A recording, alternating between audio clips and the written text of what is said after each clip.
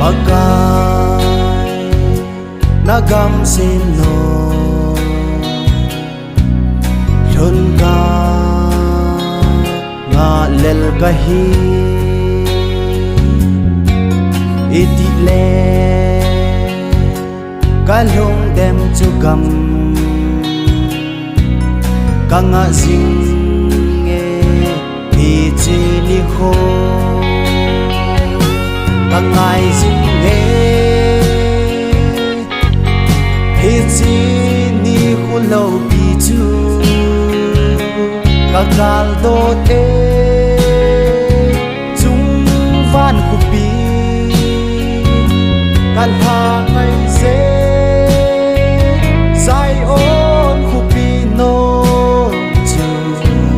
Lun ka nga lel kahi e pa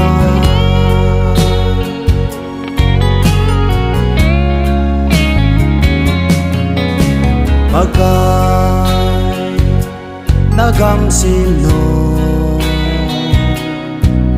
Lun ka nga lel kahi Hilay si higen thay na le Uldo na ka na zing bo Kangai zing e Pichi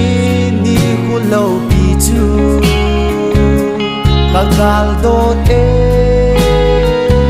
chung van kupi Kan ha ngai se sai on kupi no chu Lun ka nga lel kahi e pa